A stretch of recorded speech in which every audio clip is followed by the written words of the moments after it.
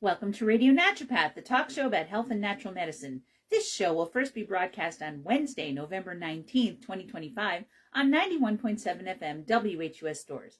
I am Fran Storch, ND, naturopathic physician, with my co-host Ron Manissa for the first time in a long time. We're coming to you live from beautiful Mansfield Hollow, Connecticut. Comment below to let us know you're here and ask questions. You can also email me at radionaturopath@gmail.com.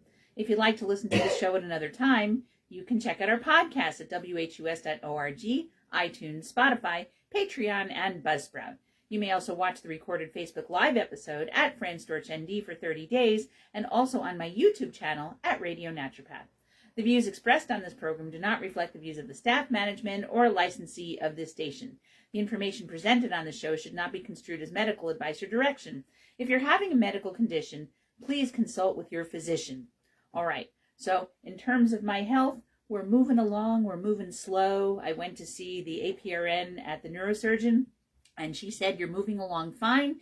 Don't expect the nerve to be all better in 2 months. It might take more like 5 or 6 months. So I'm able to move. I'm able to get on a trainer bike for half an hour. I could probably go longer. It's just a matter of how pinchy that nerve will feel afterward. So the pain that I have now is not anywhere near as terrible as it was when I was acutely flared.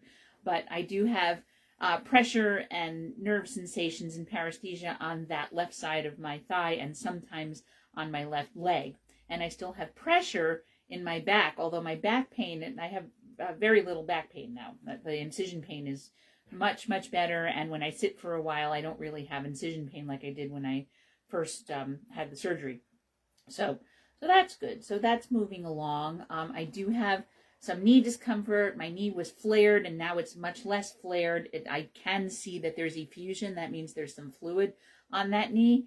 And I'm going to go see a minimally invasive knee physician in a few days. And so I'll report back on how that goes. And so he does minimally invasive stuff. So he does different kinds of injections of different substances. And I'll tell you what the substances are. The place is called Stem Cell Research. So maybe they put in some stem cells. I don't know. Or they do PRP. Or anyway, we'll see what it is. And I'll report back on that. So I'm looking forward. I did speak to somebody who had knee problems and had PRP and was very happy with the results. So that's good to know. I just want to be back on my bike. We're both really impatient. And then as far as Ron goes, Ron is here. So he can tell you how he's feeling these days. How are you feeling these days? Out of shape. Oh. Pretty out of shape. Yeah. Yeah. Do you think it's out of shape, or is there still compression in your neck that hasn't quite healed? No, I know it's out of shape. That's all it is? If you take a look at the factors involved here, when I first started having problems with the response in my legs and I was having the power issue, yeah, right? That was well over a year ago. Yeah. Like maybe more like a year and a half ago. Yeah. So that started restricting me from riding my bike outside up hills because I couldn't climb the hills anymore. Right. So I lost a lot of muscle mass is what happened. Yeah. And then when we finally put our finger on it and figured out what was going on, and that it wasn't anything cardiovascular, it was neurological. Yes. And then I was told, please don't ride your bicycle on the road because we don't want you to fall, and that because it could be the end of Ron. So I stopped riding my bike on the road. I just rode indoors, but my power, even on the indoor bicycle, had dropped by over 100 watts. Yeah. If not more. Yeah. So my legs basically fell out of shape because I had no way of using them or the rest of my body at any level of intensity for like a year and a half, almost longer, even longer. And then when I had the operation done, which was good because they cleared up and opened up my neck so that now I have spinal fluid and I have response, I'm still, my legs are just extremely tired and weak, very, very weak. Are they improving? Not really, because I'm not really doing what I need to do to improve them. So what I really need to do, and not just my legs, but also the rest of my body too is I need to spend the winter in the weight room. Yeah. So when you get on the trainer, when you do your spin classes, you're not able to gradually increase your power on that? I am, but it's a slow process because I'm really, really out of shape. I've never been this out of shape in my entire life. Wow. And, not to mention there's an age factor here. And, yes. I am 39 years old with 31 years worth of experience. For sure. But, there is an age factor involved too. And you definitely lose muscle mass as you get older. And then building it back takes longer. Building it back takes a lot longer. Yeah. And I've really got to go by how much I can push and how much I'm allowed to push. Right now I'm at 20 pounds. Right. So, I've got that. I'll know more in December. And 20 pounds where? Maximum weight I should lift, is 20 pounds right now, according to my spinal doctor, my spinal surgeon. Right. He says he doesn't want me doing any more than that. Right. I've done more than that, but I'm very cautious when I do. Yeah. I feel like I have enough strength to do more than that, but they just really don't want me to aggravate all the work that's been done. Right. And I'm only 3.5 months out, almost 4 months out. That's true. It's not. It's sort of not it feels like a long time, but it sort of isn't. It feels like forever because I've really missed 2 complete cycling seasons. Yeah. And because I've missed 2 complete cycling seasons, I have to start all over again. Yeah. It's like I'm a newbie. Yeah, pretty much. Except for having some muscle memory and also obviously memory of how to train. Right. I'm pretty much, back to square one. So that's where I'm at. And eventually, like I said, this winter, I'm just going to focus on it. I'm going to do leg presses and I'm going to do squats and I'm going to try to get legs back there. But again, I'm restricted as to how much weight I can use. Yeah. So I've got to wait until the doc says, you can now go up to X amount of weight and, we'll take it from there. But we don't want to pull any of these screws out. That's the key point. And I did talk to, there's someone that I work with at the town hall whose husband went through this and he broke a screw. How do you do that? Because he pushed too soon. So you can do damage to what the repair work that they did. And she said he is a year out of having this surgery done, a little over a year, and he complains to her that he feels very weak all the time. Oh, no. So, this is going to be a long process. Oh. So what are you going to do? You had to do it. I'm not going to be the guy that my old friend Russell Marin said, this guy with these little skinny legs used to kill us on the hills all the time. I'm not going to be that guy for a very long time, if ever again. Well, you don't know. It could come back. I would like that. Look at Ed Saunders. Well, yeah, I know. Here's the difference between me and Ed Saunders. Ed Saunders never stopped riding his bike. Yeah. He never stopped being strong on his bike. And because of that, he continues to ride really strong. Yeah. And that's encouraging because, I could get back to that level. But I think it's going to take me at least a year or 2 to get back to where I was before I started having what the heck is going on with my legs? I'm losing wattage, I'm losing power. I think I got a long ways to go before I get there. I'm sorry. Yeah.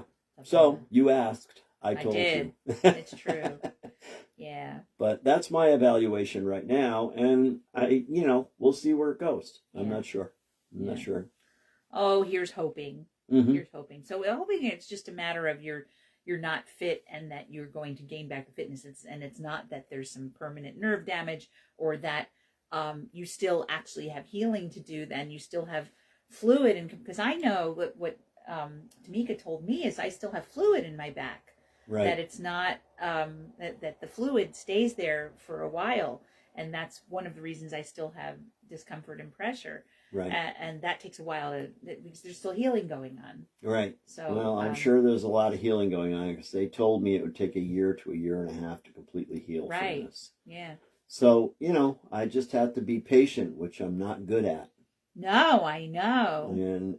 But there's a light at the end of the tunnel Let's hope. until the next dark tunnel comes along. Oh, I hope you're right. My goodness. This aging process is a professional sport. It's a professional sport. It's like I can't stand every Wednesday I have another appointment. Oh, it's ridiculous. Today I have physical therapy with young Will. Hey, Will. Will is lovely. He's a 25-year-old young physical therapist at Select, and he's very good. He gives me lots of exercises. He's very nice. He's a nice young man. He's young enough to be my son. yeah. Well, but they all are now, friend. I know. No, I think Mary is. Mary's probably closer to my age, but Will is not. And Dave Hoyle is older than us too, or probably not. He's probably my age. Not older than me. I'm older than Dave. Yeah, I think Dave is my age. Yeah, he's right about your age. Yeah, actually, he's almost exactly your age. I believe. I have to look. I'll check. So, and I went to see my naturopath, and she said that I still have some Lyme antibodies. That they're much better than they were, but I should treat for another 6 months. And I haven't been taking the Lyme herbs, and I took a bunch of them all at once after she told me to, and I felt awful right after that. So the next night I didn't do that. So I'm trying to figure out slowly what I can take and what I feel okay taking. And right now I'm just taking Teasel and Cordyceps sometimes. But the Teasel I seem to be tolerating. Cordyceps, I don't know. And then we're going to try to add each herb back in and see how I feel. So then I have that. And then she said I have a lot of spike protein antibodies, although that was many months ago, and she wants to retest those. And she wants me to go back to the FLCC protocol of doubling up on my NAC, N-acetylcysteine, and I'm taking black cumin seed oil anyway. I'm taking at least a teaspoon of black cumin seed oil, so that's good. And doubling up on the quercetin, I'm already taking a couple times a day. And there's my nattokinase she wants me to take twice a day. I don't know if I'm going to do that because it's just so much stuff. It's a lot of stuff. And even what you have me on, it's a lot of stuff. It's a lot of stuff. It's a lot. And you get tired of it. You do. You get tired of having to try to swallow all these pills. I know. It just gets to be mildly annoying. Right. But, and it's hard to stick to it because of that. Yeah. I can see how people fall off of it. Absolutely. Very easily. They get sick of it, or they go on vacation and they stop. And Right. That's what happened to me. I stopped taking my Lyme herbs when we were in Chicago in April. Right. And, I'm going to be in Chicago in another week. I'm going to be out there for a long weekend. Yeah, I'm going to make it. It's not going to be a problem. Well, we hope so. Yeah, they say that if it's a, they said if it's a trip of that length that you should probably not drive. But if it's like a lesser trip, like 600 or 800 miles, they say drive your car right now. Isn't Chicago about that? No, it's like, well, I don't know what it is. It's like a 12-hour. I know. It's a 12 to 14-hour drive if you don't see traffic. Right. So, it might be about that. It's you should check how many miles close. It is. Yeah. But I'm not doing You're it. not I'm flying. You're going to fly. We'll just hope that you don't get stuck anywhere, that you don't get stuck on this end or the other end. Yeah. Well, if I do, then I'll deal with it. Yeah. You'll eat airport food. Yeah. Oh, yucca. All right, so that's what's going on with our health. Let's talk about some things that can be helpful to you. Let's talk about vitamin P. Do you know what that is? I am almost afraid to guess, but go ahead. It's not what you might think. It's just, I don't know why it's called P, because vitamin F is something else. They're using F for something else, like folate or something. No, that's not. That's like vitamin B9. But they're using vitamin F for something else, I think. But vitamin P is just bioflavonoids, and they're really good for you. And here's why. Here's a whole bunch of bioflavonoids and what they are. Okay, so it was once used for a group of plant compounds called flavonoids, but they're not vitamins. They're not vitamins, really. There's several types of flavonoids that are found in fruits, vegetables, tea, cocoa, wine.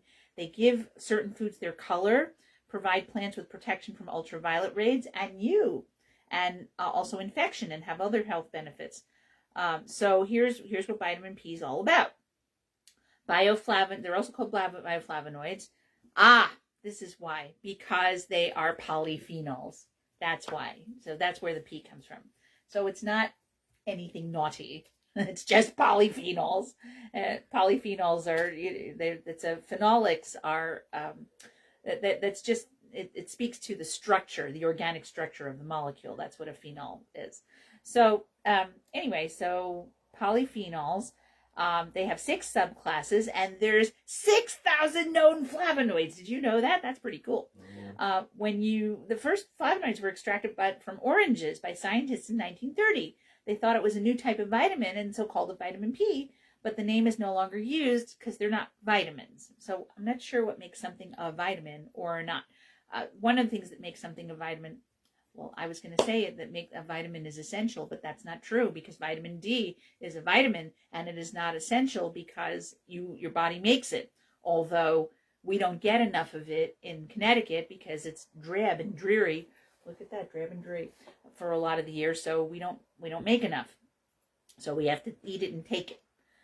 So flavonoids exist in plants to protect against infection, the sun, and environmental stressors. Therefore, it can help you with those things. It also attracts insects for pollination. It's the pretty color, and maybe the insects know something. They know that these are good for them. And they're responsible for the color of deep-colored fruits and vegetables, berries, cherries, and tomatoes. So here are the 6 kinds of flavonoids.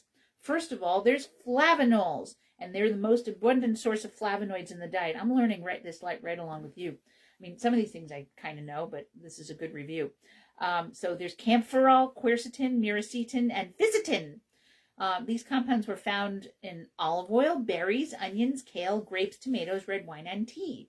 Flavones are widely present in the food supply. They're in chamomile, mint, celery, thyme, and parsley. Then there's flavanols and flavonthiols, and that's where catechins are. And that's epicatechin and epigallocatechin, which are in high concentration black, green, and oolong tea. In the Camellia sinensis plant, that's where you get your EGCG. Flavonols are also in cocoa, apples, grapes, and red wine.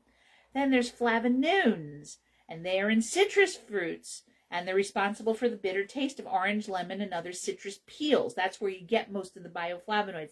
So if you really want to get bioflavonoids from your food, it's a good idea to get organic citrus and grate organic citrus into any food, that it will taste good. An organic citrus peel can be nice in drinks. You don't often want to eat it, but you can candy it, which is not the best thing for you, but you can candy it.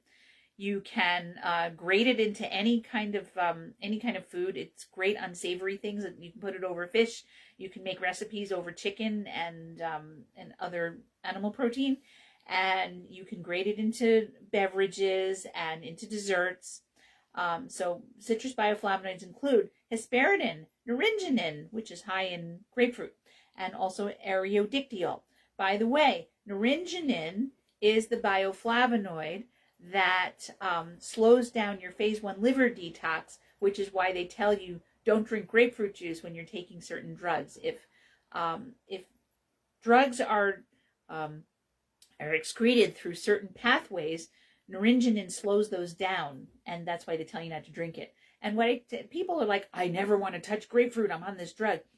You can touch grapefruit, it's okay. You just don't want to have grapefruit every single day or have a big 16-ounce glass of grapefruit juice. But if you have a little glass of grapefruit juice every few days, you're probably going to be fine. Also, if you have half a grapefruit, like you buy a grapefruit this week, you have half of it on Monday and half of it on Thursday, and then you don't have it the rest of the week, you're probably going to be fine. I love grapefruit. I like grapefruit anything. I love the actual grapefruits, grapefruit-flavored stuff, grapefruit sorbet. I'm a fan of the grapefruit. I haven't had a grapefruit in a while. I think I'll get one. You should get one. I'll get one. Then there are isoflavones. The best known isoflavones are genistein and diadzin, and those are in soy and soy products, and they are also in red clover. It doesn't say the red clover here, but it's definitely in red clover. And those genistein and diadzin are phytoestrogens, and they, in higher concentrations, they can help you with the symptoms of menopause or other female-related discomforts like PMS and premenstrual syndrome, premenstrual dysphoric disorder, and also, if you have sore breasts, if you have, if you have you get sore, swollen breasts before your menses, if you have periods that are off, isoflavones can help with that. Then there are anthocyanidins, among my favorites. They're very pretty because they're dark. Red, blue, and purple fruits and vegetables get their color from anthocyanidins. So you're talking about delphinidium, which is going to be in delphinium, and which is a pretty purple flower. Cyanidin. So I think that the compounds that are related to them are actually toxic. Cyanide is toxic, and the compound in delphinium is toxic too. But cyanidin and delphinidin are not. And peonidin, they're in cranberries, strawberries, blueberries, blackberries, grapes, and red wine. All right. And so those are the major classes. They have all kinds of health benefits, and they help to prevent cardiovascular disease, diabetes, and other diseases. So one of the things I try to get people to do is, if they're taking a vitamin C supplement, get one with bioflavonoids in it. I take a vitamin C supplement with bioflavonoids in it. I also eat lots of flavonoids because I have berries pretty much every day. And so they didn't mention pomegranate. There are flavonoids in pomegranate too. And I have a pomegranate sitting on the counter waiting for me to cut it and eat the little arils. All right. So most research on the benefits of flavonoids are conducted in test tubes. So they're not entirely sure what it does in your body. And it's generally thought that they're poorly absorbed and not super bioavailable, and that your metabolism largely influences the bioavailability of flavonoids and may be rapidly excreted. When they're consumed, they're broken down into compounds called metabolites. Some of the metabolites can exhibit properties similar to those of the flavonoid from where they were derived, but others don't. What's more, studies suggest that whether flavonoids are consumed with carbs, protein, or fat can affect their bioavailability and absorption, and those factors affected by the composition of your gut bacteria, so it's difficult to determine how and whether a particular bioflavonoid affects your health. Even though there are limitations, there are some studies that suggest that flavonoids have possible health benefits. So for brain health, cocoa flavanol suggests that they may protect brain cells. So you know how you're eating that raw organic cocoa powder that you're putting in your smoothies or I do. So that raw organic cocoa powder is giving you some brain health stuff. It protects cells, boosts your brain health. We certainly need that. Likely via interactions with cell signaling pathways involved in cell survival and memory. For diabetes, there was a study that found that a high dietary intake of specific flavonoids was associated with a lower risk of type 2 diabetes. For every 300 milligrams of flavonoids you get daily, your risk of diabetes decreases by 5%. Then cardiovascular disease. There's 14 studies in humans that these guys looked at and showed the intake of certain classes of flavonoids like flavanols, anthocyanidins, proanthocyanidins, flavones, flavonones, and flavone-3-ols were associated with a significantly lower risk of heart disease. While results from some observational studies suggest that flavanols may help protect against disease, you got to do more research to fully understand how they work. So dosing and supplements. There's no dietary reference intake, as they're not considered essential for human development. That's probably, maybe that's the definition of a vitamin. It's considered that the vitamin you need the vitamin to live. You need the vitamin in order to be healthy. But that hasn't been established for flavonoids. They're not considered essential for human development. So if you have healthy whole foods in your diet, they're naturally going to contain flavonoids and contribute to your good health. So supplemental versions are unnecessary but do exist. Some of the most common flavonoid supplements include flavonoid complexes, rutin, and quercetin. So there's no standardized dosage for flavonoid supplements, and each kind may have specific instructions for use. The side effects and dangers are not known. There's generally no risk of toxicity from the amount of flavonoids commonly consumed with food. There could be risks associated with high-dose supplements. So high doses of flavonoids may negatively affect thyroid function, interact with medications, and affect levels of other nutrients in your body. So if you're taking a bioflavonoid and you're on thyroid medicine, for example, you want to make sure you're checking your thyroid levels to make sure that they're staying stable. So supplements aren't tightly regulated by the FDA, of course, can be contaminated. So that's why it's good if you're concerned about contamination or quality. That's why you should be getting them from a professional source. If you get them from a professional who carries good quality supplements, you're more likely to get high quality supplements. Many research studies have shown that when you eat whole foods that contain certain nutrients, they offer greater benefit than supplement form counterparts. And you want to always talk to your friendly local naturopath, your nutritionist, or someone who is proficient in the use of flavonoids before you use them. So they used to be known as vitamin P. They're in deeply colored fruits, vegetables, cocoa, tea, and wine. And they're antioxidants. They can help protect against chronic diseases, but the beneficial effects may be limited by metabolism. There's definitely good studies on various bioflavonoids for various uses. If you want to get flavonoids, it's a good idea to eat a variety of plant foods. You can take supplements, but consult your healthcare provider. And just in general, eat whole foods, please. You're always going to hear that from me. So that's bioflavonoids. Now we're going to talk about saffron. Saffron is popular. Saffron is it's popularly used in a variety of supplements, and it can be helpful for you. So saffron is pretty impressive. Saffron is antioxidant, anti-inflammatory, and even has anti-cancer benefits. But if you're pregnant, you should avoid high doses. It's also pretty expensive, so it can be hard to have access to it because harvesting it is labor intensive. So it's harvested from Crocus sativus, so it's related to the crocus. It's the saffron crocus, and it's called saffron because it has thread-like structures. And if you look at, I have a bowl of saffron in front of me, which a picture of a bowl of saffron, and it's kind of stringy looking. Saffron's original origin is debated. It's been used for over 4,000 years for its medicinal properties. So what's good about it? Well, it has an impressive variety of plant compounds. They can be antioxidants, molecules that protect your cells against free radicals and oxidative stress. The antioxidants in them are crocin, quercetin, safranel, picrocrocin, and camphorol. Crocin is the most notable antioxidant in saffron. It gives it its red color and suggests it may have antidepressant properties and might protect brain cells against progressive damage. Research shows that safranol may have benefits for some health conditions like asthma, inflammation, cancer, hypertension, and depression. And then camphorol is in saffron flower petals, which may boost your immune system and protect your body against several viruses, including influenza, HIV, respiratory syncytial virus, which is that RSV that everybody's talking about that gives you bad bronchitis, and also hepatitis B. Saffron may improve your mood and treat depression. It's nicknamed the sunshine spice. Part of it is because of the color, but also because it may help to brighten your mood. There was a review in 2019 that found that saffron was significantly more effective than placebo at treating mild to moderate depression.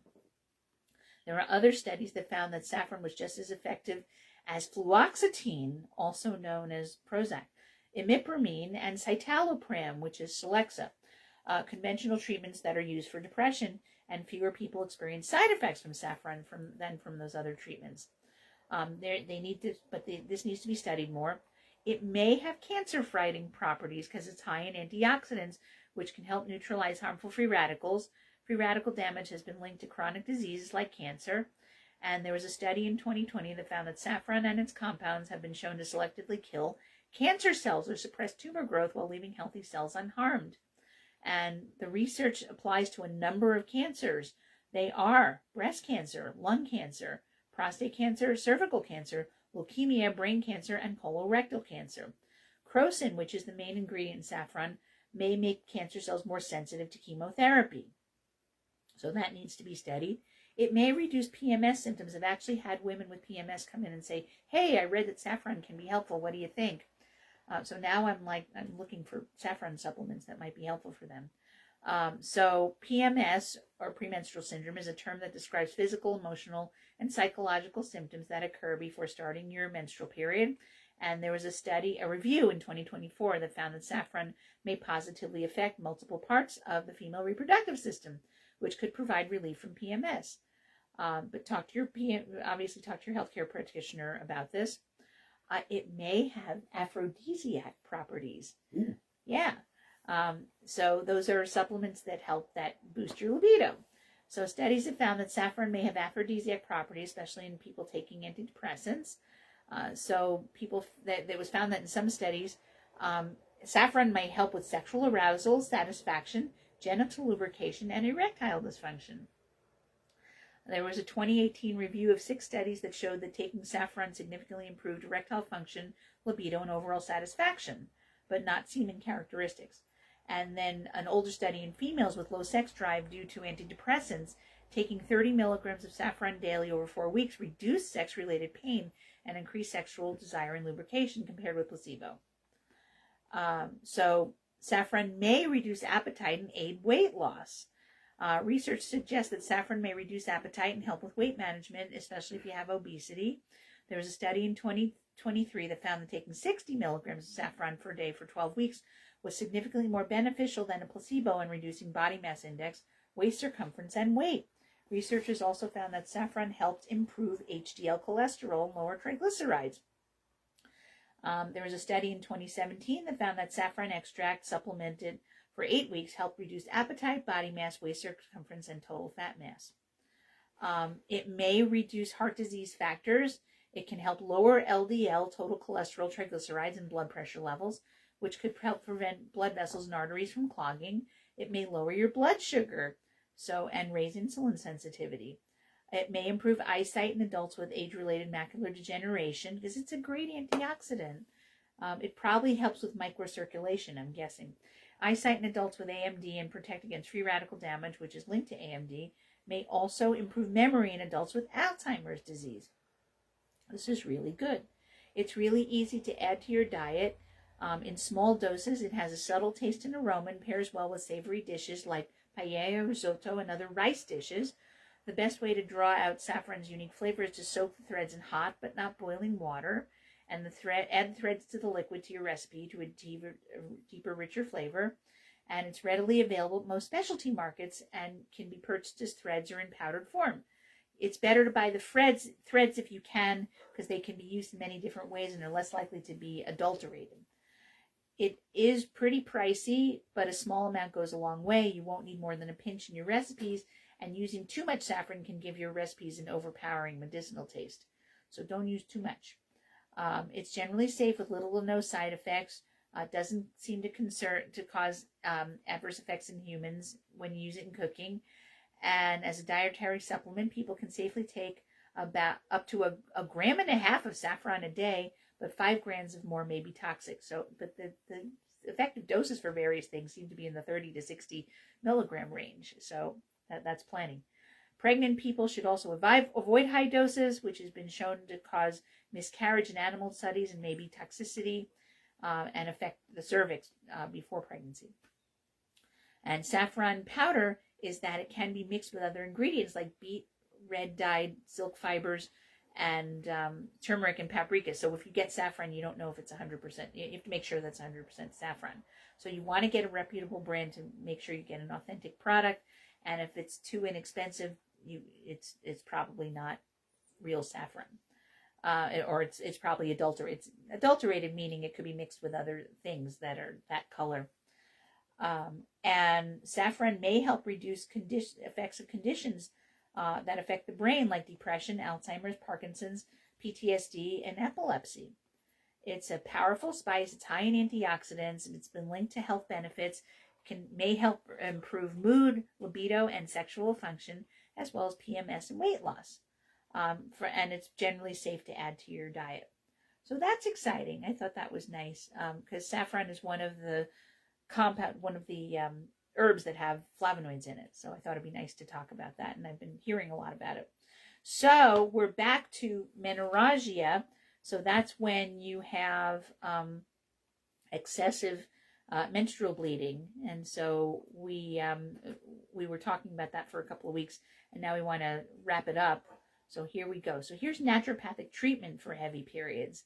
So according to the World Health Organization, over 18 million women between the ages of 30 and 55 seem to have perceive their menstrual bleeding to be excessive. And I see it all the time in my practice. It's alarming how much I see it in my practice, and I have to help people deal with that. Clinical reports demonstrate that 10% of the women experience blood loss severe enough to be clinically defined as menorrhagia, which is defined as prolonged or excessive menstrual bleeding that occurs at regular times of each month, with a blood loss greater than 80 milliliters per menstrual period, and may have a flow lasting longer than 7 days. A normal menstrual period should have a flow of about 25 to 80 milliliters and can last like 3 to 7 days. And there are many causes of excessive menstruation, including uterine fibroids, polyps, endometriosis, endocrine imbalances, trauma, infections, other disorders, including cancer. The term dysfunctional uterine bleeding is defined as excessive uterine bleeding that occurs in the absence of an underlying medical condition or structural abnormality. It can only be used when the other causes of it have been ruled out. DUB can occur at any age, but is most common in adolescents and perimenopausal women when your hormones are trying to when you're coming up, your hormones are trying to regulate themselves, and when you're in perimenopause, you're losing hormones. So approximately 20% of DUB cases are adolescents after their first menstrual cycle, and these causes can be, they have an immature endocrine system, most notably an immature hypothalamus. Perimenopausal women account for about 50% of DUB patients because of decreasing ovarian function. You just don't have the progesterone to hold the uterine lining together. So the remaining 30% fall into women between ages 20 and 40 and are often due to polycystic ovarian syndrome, emotional stress, athletic training, elevated prolactin levels, or anorexia. So there are 4 subcategories of DUB. So DUB isn't just menorrhagia. There's menorrhagia, metrorrhagia, menometrorrhagia, and intermenstrual bleeding. So we're going to talk mostly about menorrhagia, which is just the excessive menstrual bleeding. In the U.S., statistics show that anywhere from 10 to 20% of women suffer from menorrhagia. However, it's likely the percentage may be higher. Many women experience periods heavy enough to qualify as menorrhagia, but consider it to be normal, commonly because their mother or some other woman in their family had it, and women can often be embarrassed to talk about the fact that they have menorrhagia.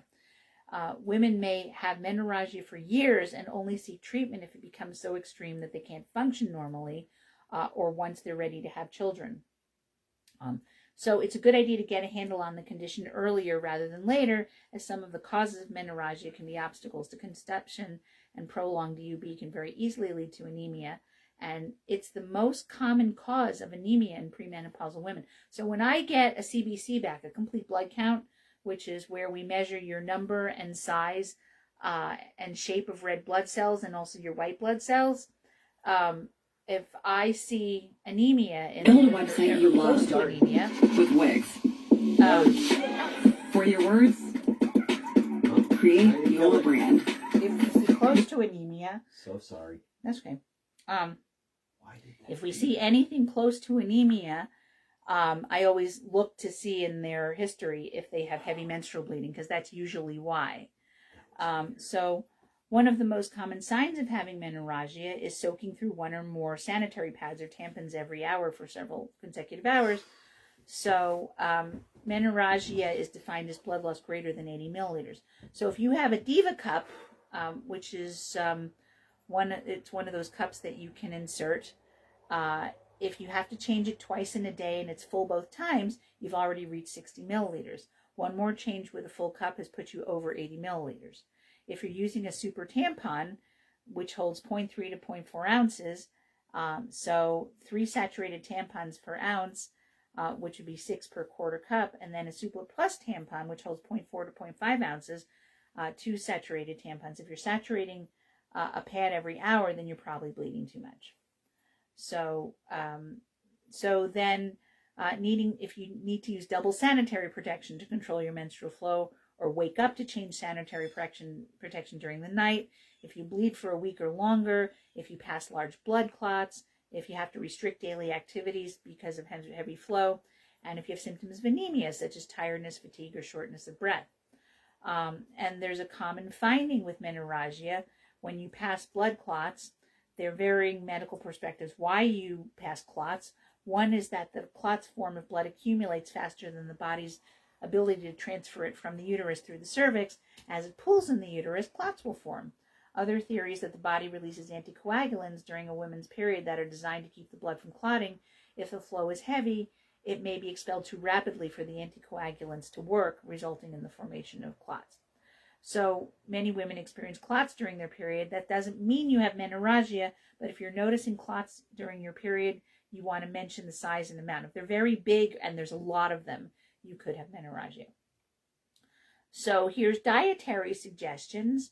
You may want to make some dietary changes, and you want to make, so basically when you eat whole foods, your menorrhagia is going to be better, because whole foods are going to have phytoestrogens in it and fiber that help give you a good gut flora that's going to help to control your hormones.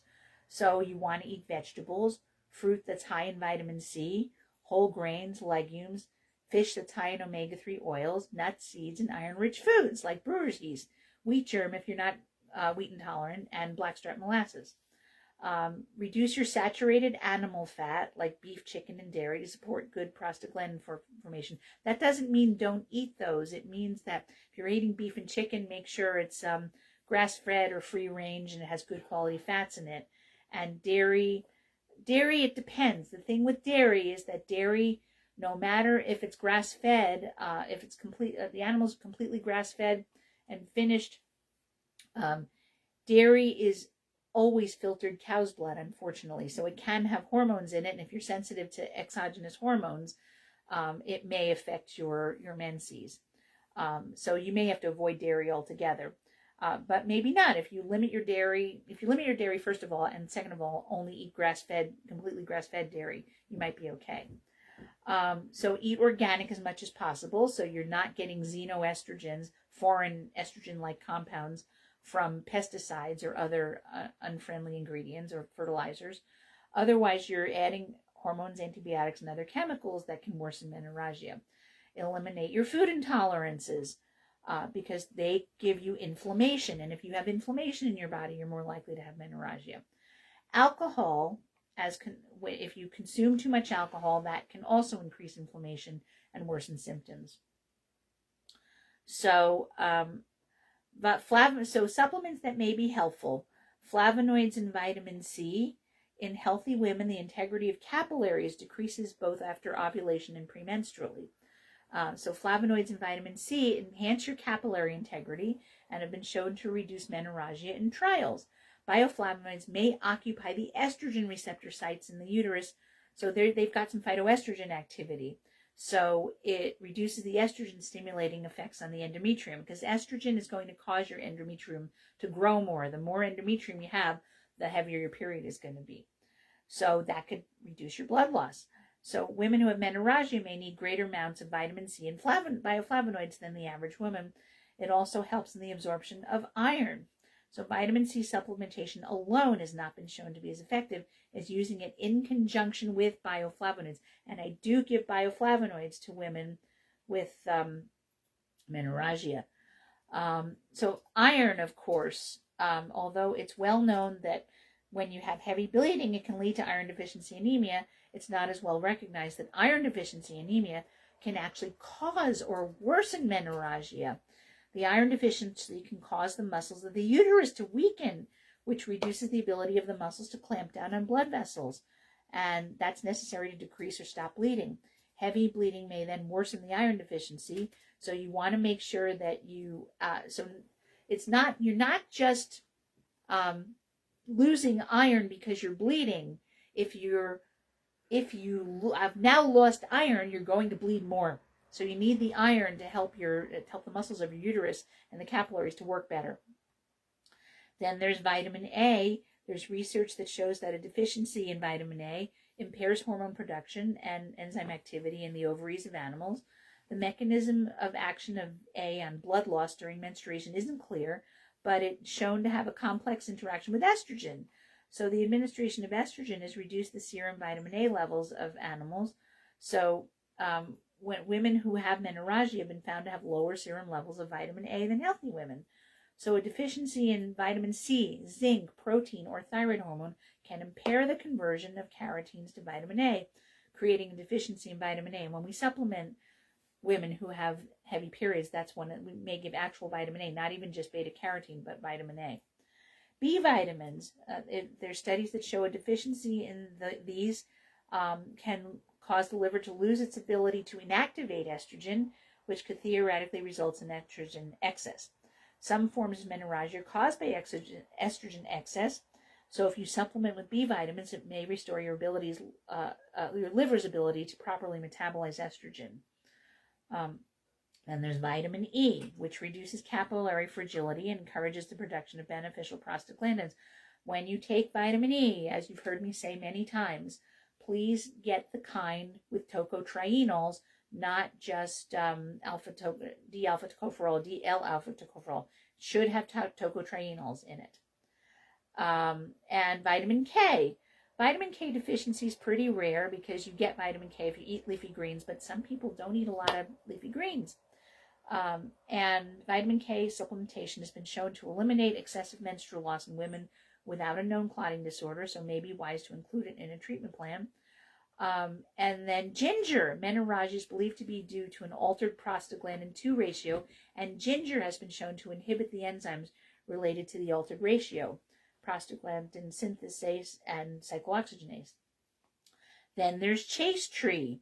That may be the best known herb in all of Europe for managing hormonal imbalances in women, acts on the hypothalamus and pituitary glands.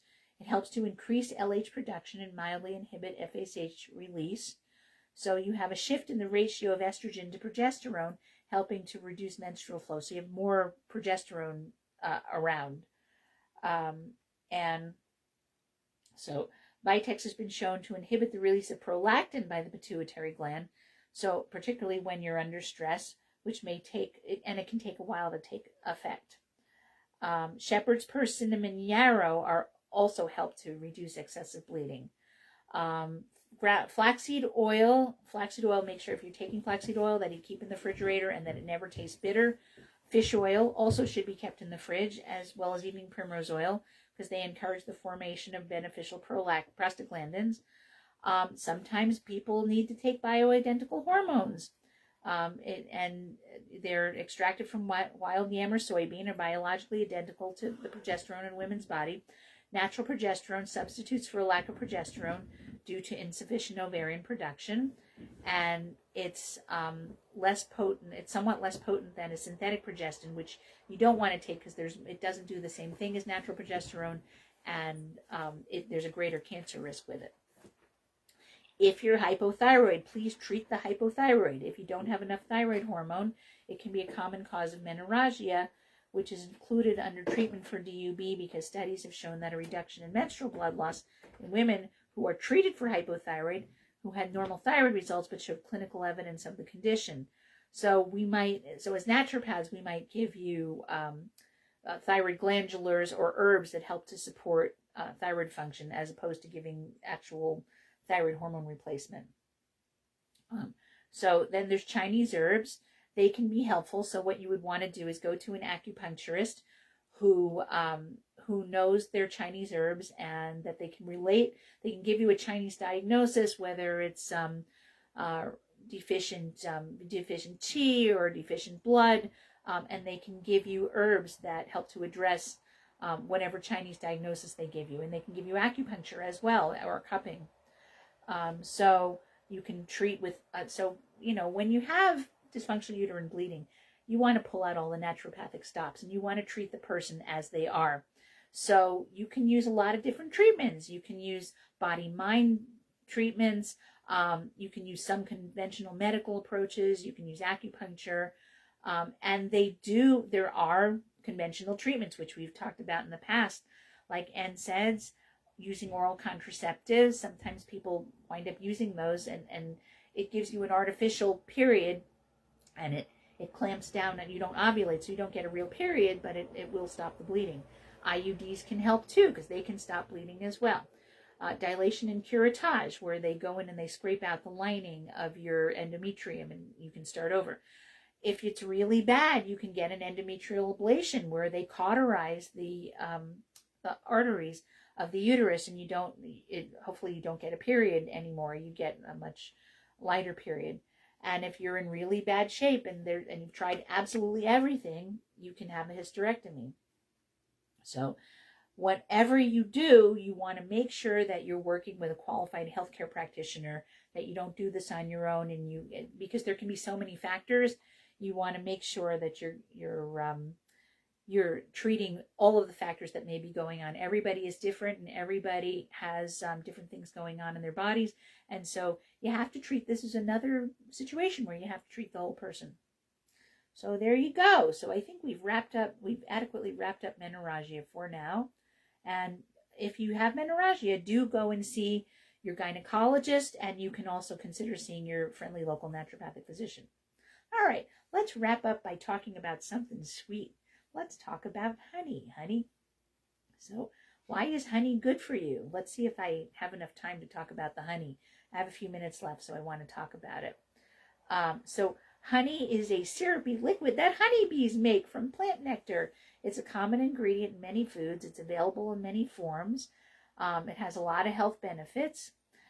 So honey has a lot of nutrients in it. Last night I had a cup of tea, and I'm like, I really need to start drinking hot tea that's not Camellia sinensis. So I'm drinking something hot that doesn't have caffeine in it. So I had some turmeric and ginger tea, and I added a little honey to it and cinnamon, and it was kind of like drinking chai without the caffeine. It was really nice, and it was nice and warming. It's great for this time of year.